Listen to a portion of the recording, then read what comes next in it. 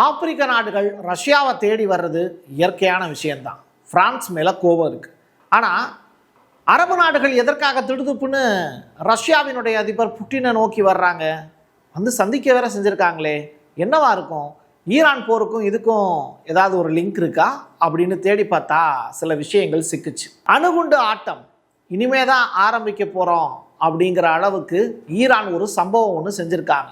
அந்த சம்பவத்தை பற்றிய பேச்சுக்கள் அதிகமான அளவில் இப்போ அமெரிக்க பத்திரிகைகள் மற்றும் சேட்டலைட் சேனல்களில் பேசப்பட்டுக்கிட்டு இருக்கு. இன்று இரவு ஒரு பெரிய ஆட்டம் ஒன்று ஆடுவதற்கு அமெரிக்கா தயாராகிருச்சு. காரணம் என்னென்னா, ஃபெட்ரல் பேங்க்கில் இருந்து வேர்ல்டு வைடாக கோல்டுடைய ரேட் அப்படிங்கிறது அதிகமானதுனால அமெரிக்காவில் டாலரைசேஷன் அப்படிங்கிற வார்த்தையை ஒவ்வொரு குடிமகனும் எப்படி பாகுபலி படத்தில் உச்சரிப்பாங்கல்ல, பாகுபலி பாகுபலி பாகுபலின்னு எல்லாரும் கத்த ஆரம்பிப்பாங்கல்ல, அது மாதிரி இப்போ அமெரிக்கா முழுவதும் கத்த ஆரம்பிச்சிட்டாங்க. அப்போது ட்ரம்ப்புக்கு நெருக்கடி இருக்கும்ல, அட்ராவனை அப்படிங்கிற அந்த உத்தரவை இன்னைக்கு நைட்டு பிறப்பிக்க போகிறாரு. என்ன நாள் நடக்கலாம், டீட்டெயிலாக பேசலாமா?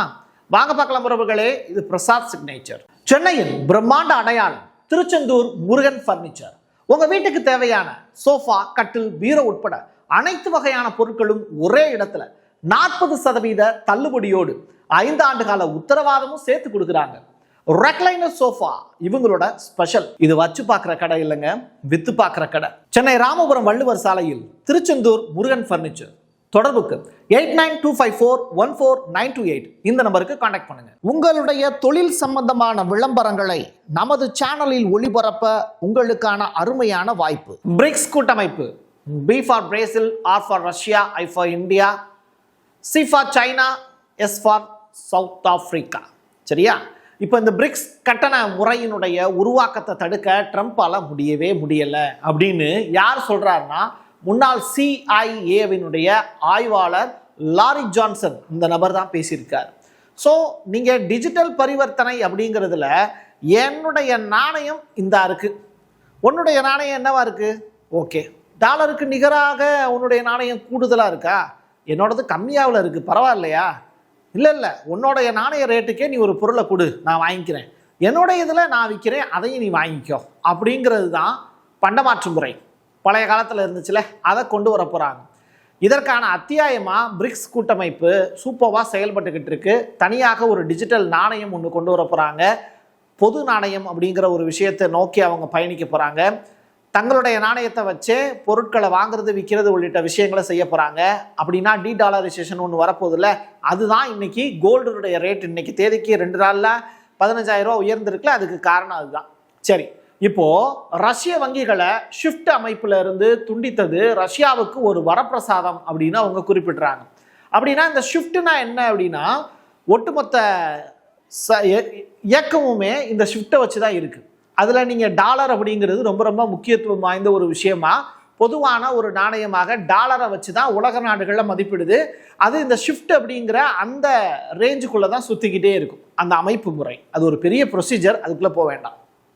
இப்படிப்பட்ட நிலையில அரேபிய கடல்ல இருந்து அமெரிக்காவினுடைய கப்பல் USS ஆப்ரஹாம் லிங்கன் வெளியேறாமல் இருந்துச்சுன்னா, எங்கள்கிட்டயே சுத்திக்கிட்டு இருக்கு, ஒழுங்கு மரியாதையா அந்த கப்பலை எடுத்துட்டு ஓடி போயிரு அப்படின்னு அமெரிக்காவுக்கு இப்போ ஈரான் வந்து எச்சரிக்கை விடுத்திருக்காங்க. அது மட்டும் இல்லை, அது தொடர்பான செய்தியை IRIB இப்போ ரிப்போர்ட் ஃபைல் பண்ணியிருக்காங்க. அமெரிக்காவை எதிர்கொள்ள தாங்கள் முழுமையான தயார் நிலையில் இருப்பதாக ஈரானிய ஆயுத படைகள் அறிவிப்பு கொடுத்திருக்கு. ஹார்மோஸ் நீரணை, அதாவது ஸ்ட்ரெய்ட் ஆஃப் ஹார்மஸ் இருக்குல்ல, அதை மூட முடியும் அப்படின்னும் இப்போ ஈரான் வந்து எச்சரிக்கை விடுத்திருக்காங்க. எந்த ஒரு இராணுவ தாக்குதலும் ஒரு முழு அளவிலான போரை தூண்டிவிடும் அப்படின்னும் IRIB எச்சரிக்கை விடுத்திருக்கு. போரை ஆரம்பிக்கிறது வேணா நீங்களா இருக்கலாம், ஆனால் நிறுத்த சொன்னீங்க இடையில அப்படின்னா நாங்கள் கண்டிப்பாக நிறுத்த மாட்டோம் அப்படிங்கிறத ஈரான் இப்போ தெளிவாக இருக்காங்க. அப்போது போரை ஆரம்பிச்சுட்டு அதில் வெற்றி கிடைக்கல அப்படின்னா அமெரிக்காவுக்கு வேர்ல்டு அளவில் ஒரு பெரிய அசிங்கம் ஏற்பட்டுரும். அது மட்டும் இல்லை, அமெரிக்காவினுடைய நீர்மூழ்கி கப்பலாக இருக்கட்டும், இங்கே இருக்கக்கூடிய ஒரு பெரிய வார்ஷிப்பாக இருக்கக்கூடிய USS ஆப்ரஹாம் லிங்கத்துக்கு சின்ன சேதம் ஏற்பட்டாலும் அது அமெரிக்காவினுடைய தோல்வியாகத்தான் பார்க்கப்படும். சரி, அதிவேக ஏவுகணைகளை நிறுத்துவதற்கு அமெரிக்கா இப்போ கோல்டன் டோம் அப்படிங்கிற அந்த ஒரு சிஸ்டத்தை இன்னும் ரெடி பண்ணாமல் இருக்காங்க. அது ரெடி ஆயிடுச்சு அப்படின்னா ஈரான் மேலே உடனே அட்டாக்கு நிகழ்த்திட முடியும் அப்படின்னு சொல்கிறாங்க. சரி, இதை நிலைநிறுத்துறதுக்கும் வானத்தில் நிலைநிறுத்துறதுக்கும் ஈரான் மீது போர் தொடுப்பதற்கும் என்ன சம்பந்தம் அப்படின்னு கேட்டால், இந்த கோல்டன் டோம் அப்படிங்கிறது பூமியில் லான்ச் பண்ண மாட்டாங்க. இந்த அயன் டோம் மாதிரி பூமியில் அந்த ஏர் டிஃபென்ஸ் சிஸ்டம் இருக்காது.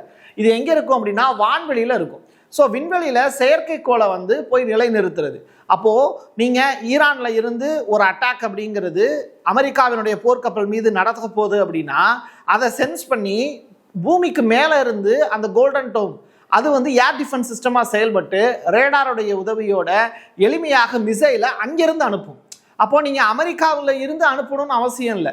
வானத்து மேலே இருந்து டைரக்ட் அட்டாக்கை அம்புமலை மாதிரி பொழியும். இப்படி ஒரு சிஸ்டத்தை அமெரிக்கா ரெடி பண்ணியிருக்காங்க. பட் இன்னும் அது லான்ச் ஆகலை அப்படிங்கிறது தான் அமெரிக்காவினுடைய ஒரு குறைபாடு. சரி, இப்போது நாக் அவுட் செய்கிறதுக்கு வாய்ப்பு இருக்கா அப்படின்னு கேட்டால், ஈரானை டோட்டலாக அதனுடைய ஒரு கட்டமைப்பில் வச்சே அவங்கள அட்டாக் பண்ணி அவங்கள டோட்டலாக டிஸ்ட்ராய் பண்ணுறதுக்கு ஒரு குறைந்தபட்சம் எங்களுக்கு 1 மணி நேரமாவது தேவைப்படும் அப்படின்னு அமெரிக்கா மார்த்தட்டிக்கிறாங்க. பட் 1 மணி நேரத்தில் ஈரானுடைய கடற்படையை மூழ்கடிக்கக்கூடிய அளவிற்கு அமெரிக்கா ஈரானை சுற்றி வட்டமிட்டிருக்காங்களான்னு கேட்டால் வட்டமிட்டிருக்காங்க. பட் 1 ஹவரில் அது சாத்தியமா, முடிக்க முடியுமா அப்படின்னு தெரியல. ஈரான் யுரேனியம் செறிவூட்டலை நிரந்தரமாக நிறுத்தணும் அப்படிங்கிற ஒரு ரெக்வஸ்ட்டை அமெரிக்கா கொடுத்துருக்காங்க. பாலிஸ்டிக் ஏவுகணை திட்டத்தை கட்டுப்படுத்தணும், அது மட்டும் இல்லை நீ தயாரிக்கக்கூடாதுங்கிறாங்க.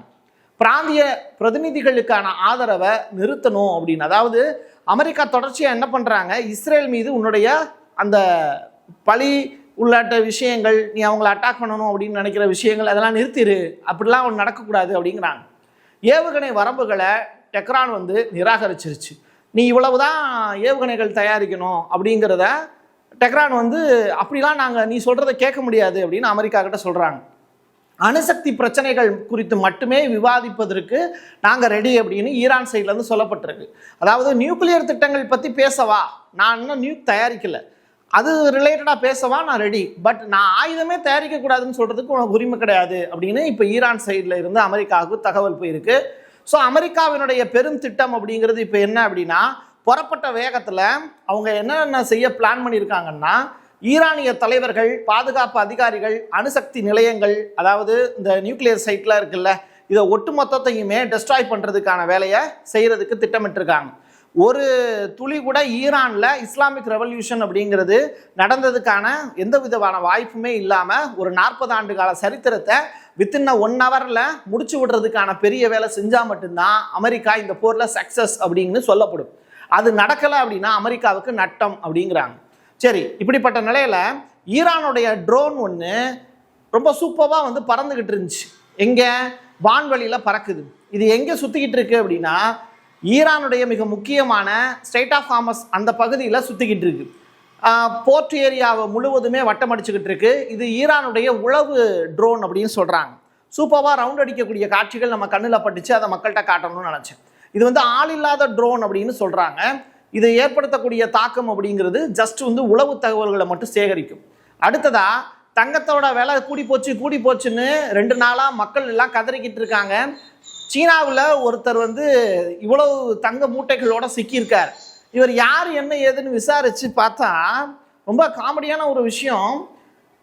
சீனாவில் அரசு அதிகாரி ஒருத்தருடைய வீட்டில் தான் இவ்வளவு தங்கங்கள் சிக்கி இருக்கிறதா நம்மளால் பார்க்க முடியுது, செய்திகள் கேள்விப்படுறோம். அட பாவீங்களா, அதில் 2 துண்டு கொடுங்கடா, நாங்கள் குடும்பமே வாழ்ந்துருவோம் அப்படின்னு சொல்லக்கூடிய நிலைமைக்கு தான் நம்மளை தள்ளியிருக்காங்க. சரி, எது எப்படியோ ஒரு அழகான ஒரு ஷாட் ஒன்று கிடச்சிது. அது என்னென்னா, B2 பாம் இருக்குல்ல, அது ரெடியாகக்கூடிய காட்சி, அதை ஓட்டக்கூடிய அந்த பைலட்டருடைய காட்சி. சரியா, இதுக்கு இப்படி தான் நாங்கள் ரெடி ஆகிட்டு இருக்கோம் அப்படின்னு அமெரிக்கா இப்போ மாத்தட்டிக்கிறாங்க. தொடர்ச்சியாக இந்த B2 பாம்பை வச்சு தான் ஜூன் மாதம் 12 நாள் போர் நடந்ததில் அதில் ஈரானை முடிச்சு விட்டாங்க. இஸ்ரேலுக்கும் ஈரானுக்கு இடையில போர் நடந்தப்போ அந்த போரை நிறுத்தினதுக்கு காரணமாக இருந்தது ஒரே ஒரு B2 பாம்பும் ஒரு டொமோடெக் அப்படிங்கிற அந்த கடல் வழியில் இருந்து பாயக்கூடிய ஏவுகணையும் தான். இந்த 2 வச்சு தான் அட்டாக் பண்ணி முடித்தாங்க. அதுக்கப்புறம் ஈரான் தாக்கவே இல்லை, சரண்டர் ஆயிட்டாங்க. அமெரிக்க நிபுணர்கள் கூறுவதன்படி ஈரானுக்கு எதிராக வரவிருக்கக்கூடிய தாக்குதலில் 19 அமெரிக்க B2 குண்டுவீச்சு விமானங்கள் அனைத்துமே F-35, F-22 மற்றும் சமீபத்திய F-16 விமானங்களோடு பங்கேற்க போகுது அப்படின்னு சொல்றாங்க. இந்த B2 விமானத்துக்கு பாதுகாப்பாகவே இவ்வளவு போர் ஃபைட்டர் ஜெட் விமானங்கள் கூட சேர்ந்து பறக்க போகுது. அமெரிக்கா ஒரு வாரத்திற்குள் ஈரானுடைய முழு கடற்படை, வான் பாதுகாப்பு, தரைப்படை திறன்களையும் அழித்துவிட திட்டமிட்டுள்ளது அப்படின்னு. 1 மணி நேரத்துக்குள்ள ஜெயிச்சா மட்டும்தான் அமெரிக்காவுக்கு வெற்றி. ஒரு அட்டாக் 2 அட்டாக்ல ஜெயிச்சாதான் வெற்றி. ஒரு வாரம் அந்த போர் இழுத்துச்சுன்னா கூட அது ஈரானுக்கான வெற்றியாக தான் பார்க்கப்படுமே தவிர அமெரிக்காவுக்கான வெற்றியாக பார்க்கப்படாது. இப்படிப்பட்ட நிலையில ஆரம்பிக்கும் போதே சொன்னேன், ரஷ்யாவை தேடி அரபுலக நாடுகள் எல்லாமே ஒன்று சேர்ந்து இப்போ புட்டினை மீட் பண்ண வர்றாங்க அப்படின்னு. ஏற்கனவே ஆப்பிரிக்க தலைவர்கள் எல்லாமே புட்டினோட ஜாயிண்ட் அடிச்சிட்டாங்க. பிரான்ஸை கழட்டி விட்டாங்க, ஐரோப்பிய நாடுகளை கழட்டி விட்டாங்க. அப்போ ஆப்பிரிக்காவில் கிடைக்கக்கூடிய தங்கம் எல்லாமே ரஷ்யாவினுடைய பார்வையின் கீழே தான் போயிடுச்சு. இப்படிப்பட்ட நிலையில வேர்ல்டு வைடாக கிடைக்கக்கூடிய தங்கம் ஆப்பிரிக்காவுக்கு கொஞ்சம், பர்கினா ஃபாசோலாம் அவங்க வெளிநாடுகளுக்கு தங்கத்தை ஏற்றுமதி பண்ணதை குறைச்சிட்டாங்க. இப்போ அரபுலக நாடுகள் என்ன பண்றாங்கன்னா காசு கொடுத்து தங்கத்தை வாங்குறதுக்கு ரெடியா இருக்காங்க. ஸோ ரஷ்யாவோட டைப் பண்ணி அவங்க அந்த வேலையை செய்ய போறாங்க. ஸோ இதுல நீங்க முக்கியமா கவனிக்க வேண்டிய விஷயம், இதை நீங்க ஈரானோடு தொடர்பு படுத்தி பாருங்க. புட்டினோட பேச்சுவார்த்தைக்காக ஐக்கிய அரபு எமிரேட்ஸினுடைய பிரசிடென்ட் மாஸ்கோ வந்தடைஞ்சார். யாரு? ஷேக்கு தான். ரஷ்யாவும் ஐக்கிய அரபு எமிரேட்ஸும் நெருங்கி வர்றதுனால மத்திய கிழக்கு அதிகார போட்டி மற்றும் மாறி வரக்கூடிய கூட்டணிகள் அனைத்துமே இப்போ டேபிளில் வச்சு பேசுறதுக்கு ரெடியாக இருக்காங்க. அதாவது யுஏஇ வெர்சஸ் சவுதி அரேபியான்னு இப்போ கேம் வந்து சேஞ்ச் ஆயிருக்கு. யுஏஇ டைரக்டாக இஸ்ரேலுக்கான ஆயுதங்களை ஏமன் வழியாக கடத்துறதுக்கு உதவி பண்ணுச்சு. அதை கண்டுபிடிச்ச சவுதி அரேபியா என்ன பண்ணாங்க, ஏமனில் இருக்கக்கூடிய ஹவுதி படைகளோடு சேர்ந்து யுஏஇயை அட்டாக் பண்ணி அந்த ஏமனுடைய நாட்டில் இருந்தே துரத்தி அடித்தாங்க. இந்த கோபம் யுஏஇக்கு இருக்குது. அதனால தன்னை விட பெரிய ஆளாக இருக்கக்கூடிய ரஷ்யாவோடு இப்போ கூட்டணியில் பங்கேற்றுக்கிட்டாங்க. Yemen Houthis support Saudi only, புரியுதுங்களா? அப்போது மிடில் ஈஸ்டில் ஒரு கேம் சேஞ்சு ஈரானுக்கு எதிராக நடந்துக்கிட்டு இருக்கு. சப்போஸ் யுஏஇயும் சவுதி அரேபியாவும் வான்வெளியை திறந்து விட மாட்டோம்னு சொல்லியிருக்காங்க. ஆனால் யுஏஇ 2 கட்டா வேலையை செஞ்சுக்கிட்டு இருக்கு. இஸ்ரேலுக்கும் சப்போர்ட்டாக அவங்க காய்களை நகர்த்திக்கிட்டு இருக்காங்கிறது தான் கிடைக்கக்கூடிய செய்திகள் உறுதிப்படுத்தி இருக்கு. எது எப்படியோ கமினியை அரெஸ்ட் பண்ணுற மாதிரியான ஒரு காட்சி வந்து ரொம்ப பெரிய அளவில் ஏஐல வழியாக சுற்றிக்கிட்டு இருந்துச்சு. என்னடா செய்தி அப்படின்னு சொல்லி பார்க்கும்போது, ஈரானிய தலைவர்கள் மற்றும் பாதுகாப்பு படைகளுக்கு எதிராக குறிப்பிட்ட இலக்குகளை தாக்கக்கூடிய ஒரு பரிசீலனை அப்படிங்கிறத ட்ரம்ப் வந்து எடுத்திருக்காரு அப்படின்னு. அதாவது தலைவனை புறம் தூக்கு அப்படிங்கிறாரு. இதன் மூலியமா போராட்டக்காரர்கள் அரசு கட்டடங்களை கைப்பற்ற முடியும் அப்படிங்கிற நம்பிக்கையை பெறுவார்கள். அதாவது போராட்டக்காரர்களை வச்சு என்ன பண்றாங்க, இந்த ப்ராட்டஸ்ட் பண்ணாங்கல்ல அவங்களெல்லாம் வச்சு அரசு கட்டடங்கள், முக்கியமாக இந்த பார்லிமெண்ட் இருக்குல்ல, அதெல்லாம் வந்து பங்களாதேஷில் எப்படி நடந்துச்சோ அந்த மாதிரியான ஒரு சுச்சுவேஷனை உருவாக்கி ஒட்டுமொத்த நாட்டையுமே பாருங்க மக்கள் தான் போராட்டம் பண்றாங்க, அதனாலதான் நாங்கள் தலைவர்களை கைது பண்ணிட்டோம் அப்படின்னு சொல்லிட்டு உலகத்தினுடைய பாதுகாவலனா மறுபடியும் தன்னை காமிச்சுக்கிறதுக்கு ஈரான்ல இந்த வேலையை இப்போ ட்ரம்ப் வந்து செய்யறதுக்கு அந்த பிளானும் செஞ்சு வச்சிருக்காரு. ஒன்று அட்டாக் பண்ணி எல்லாரையும் தூக்குறது, அதோட மக்கள் கிளர்ச்சியாக பெரிய கிளர்ச்சி ஏற்பட்டு அவங்க தான் வந்து நாட்டை வந்து கைப்பற்றிட்டாங்க அப்படிங்கிற தோரணையை உண்டாக்கி புதியதொரு ஷா ஆட்சியை நிறுவுறது தான் அமெரிக்காவினுடைய பிளான். இது நிறைவேறுமாங்கிறத பொறுத்திருந்து பார்க்கலாம். வான்வழி தாக்குதல்கள் மட்டும் இஸ்லாமிய குடியரசை வீழ்த்துவதற்கு போதுமானதாக இருக்காது அப்படின்னு அரபு மற்றும் ஐரோப்பிய அதிகாரிகள் சொல்றாங்க அப்படிங்கிறத ராய்டர்ஸ் அப்படிங்கிற அந்த செய்தி நிறுவனம், ரொம்ப ஃபேமஸான செய்தி நிறுவனம், அவங்க இப்போ வேர்ல்டு வைடா இந்த செய்தியை வந்து பரப்பிட்டு இருக்காங்க. சரி, எது எப்படியோ ஈரான் மீதான அமெரிக்க ராணுவ தாக்குதல்களை வடகொரியா கடுமையாக கண்டிக்குது. நீ அட்டாக் பண்ண போறேன்னு சொல்றீல, அதுக்கு ஏதாவது காரணம் சொல்றா பார்ப்போம் அப்படின்னு அமெரிக்காவை பார்த்து கேட்குறாங்க. நீ திருடன் தான், நீயே திருட போற, அப்போ உலகத்தினுடைய பாதுகாவலன் நீ எப்படி உன்னை சொல்லிக்க முடியும் அப்படின்னு வடகொரியாவினுடைய அதிபர் கிம் வந்து 4 ஹைபர்சோனிக் பிளஸ் வந்து பாலிஸ்டிக் ஏவுகணைகளை ஏவி சோதனை செஞ்சதற்கு பிறகு இப்போ அமெரிக்காவை பார்த்து வார்ன் பண்ணியிருக்காரு. உண்மையிலேயே வடகொரியாவினுடைய அதிபர் கிம்முக்கு வந்து கெத்து, அவங்க அப்பா மாதிரியே. இப்போ அவருடைய பிள்ளையும் வளர்த்துக்கிட்டு இருக்காரு பொண்ணை, அவங்களும் ரொம்ப கம்பீரமாக தான் இருக்காங்க. தொடர்ச்சியாக வடகொரியாவை வீழ்த்தக்கூடிய சக்திங்கிறது அமெரிக்காவுக்கு இல்லைங்கிறதுனால தான் ஒரு வார்த்தை கூட வடகொரியாவுக்கு எதிர்த்தாப்புல அவங்க பேசவே மாட்டாங்க. அதான் யதார்த்தமான ஒன்று. சரி, இப்போ ஈரான் கிட்ட வந்து 80,000 ஷாகட் 136 நீண்ட தூர தற்கொலை ட்ரோன்கள் போருக்கு தயாராக இருக்கு. அதாவது ஷாகட் அந்த ட்ரோன்கள் மட்டுமே 80,000 இருக்குன்னு சொல்லிட்டு கால்குலேட் பண்ணியிருக்காங்க. நீங்கள் கால்குலேஷன் பண்ணி பார்த்தீங்கன்னா கடந்த முறை 25% ஆயுதங்கள் மட்டும்தான் நாங்கள் பயன்படுத்தினோம் 12 நாள் போரில், மீதியெல்லாம் அப்படியே இருக்குன்னு சொல்லியிருந்தாங்க ஈரான். அதை எல்லாத்தையுமே இப்போ அமெரிக்காவுக்கு எதிராக பயன்படுத்துவதற்கு ஈரான் திட்டமிட்டிருக்கலாம். அது மட்டும் இல்லை, ஒரு நாளைக்கு 400 ட்ரோன்களை உற்பத்தி செஞ்சுக்கிட்டு இருக்காங்களாம் ஈரான்.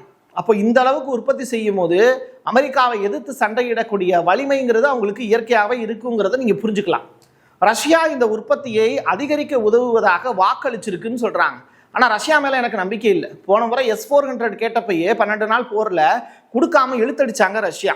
காரணம் என்னன்னா, இஸ்ரேல்ல இருக்கக்கூடியவங்களும் எங்களுடைய மக்கள் தானேன்னு யூதர்களுக்கு ஆதரவா பேசினாரு ரஷ்ய அதிபர் புட்டின். ஸோ அந்த இடத்துல எனக்கு புட்டின் மேல நம்பிக்கை இல்லை. 1000 ட்ரோன்கள் கொண்ட ஒரு சிறிய கூட்டம் ஒரு அமெரிக்க விமானம் தாங்கி கப்பலை மூழ்கடிக்க முடியும் அப்படிங்கிறது ஒரு தியரட்டிக்கலாக சொல்லப்படுது. அப்படி USS ஆபிரகாம் கப்பலையோ இல்லை ஜார்ஜியா கப்பலையோ அவங்க அட்டாக் பண்ணி அதை மூழ்கடிச்சிட்டாங்க அப்படின்னா அதை விட பெரிய சாகசங்கிறது எதுவுமே கிடையாது. இப்போ விஸ்வாசம் படத்துல அஜித் அவர்கள் ஒரு டயலாக் ஒன்று சொல்லுவார். எதிரி யாருன்னு தெரியாம இருக்கும்போது அவர் ஒரு டயலாக் சொல்லுவார். இப்போ எதிரி யாருன்னு தெரியும். அப்போ கமினி அவர்கள் விஸ்வாசம் படத்துல வரக்கூடிய அஜித் மாதிரி சொன்னா எப்படி இருக்கும்? பேரு கமினி, ஊரு ஈரானு, அம்மா அப்பா சொல்லக்கூடிய விஷயங்களோ என்னுடைய பொண்டாட்டி பிள்ளைங்களை பற்றியோ எந்த கவலையும் எனக்கு கிடையாது. ஆனால் எனக்கு ஒரு கொள்கை இருக்குது, அதுதான் இஸ்லாமிக் ரெவல்யூஷன். ஒத்தைக்கு ஒத்த முடிஞ்சா வாடா ட்ரம்ப் அப்படின்னு தான் சொல்லுவார். பார்ப்போம் அடுத்து என்ன நடக்குதுன்னு. என் கையெழுத்து என் மக்களுக்கானது உறவுகளே. மீண்டும் ஒரு பதிவில் சந்திக்கலாம். நன்றி, வணக்கம். சென்னையில் பிரம்மாண்ட அடையாளம் திருச்செந்தூர் முருகன் பர்னிச்சர். உங்க வீட்டுக்கு தேவையான சோஃபா, கட்டில், பீரோ உட்பட அனைத்து வகையான பொருட்களும் ஒரே இடத்துல 40% தள்ளுபடியோடு 5 ஆண்டு கால உத்தரவாதமும் சேர்த்து கொடுக்குறாங்க. ரெக்லைனர் சோஃபா இவங்களோட ஸ்பெஷல். இது வச்சு பார்க்குற கடை இல்லைங்க, வித்து பார்க்குற கடை. சென்னை ராமபுரம் வள்ளுவர் சாலையில் திருச்செந்தூர் முருகன் பர்னிச்சர். தொடர்புக்கு 8925414928 இந்த நம்பருக்கு கான்டாக்ட் பண்ணுங்க. உங்களுடைய தொழில் சம்பந்தமான விளம்பரங்களை நமது சேனலில் ஒளிபரப்ப உங்களுக்கான அருமையான வாய்ப்பு.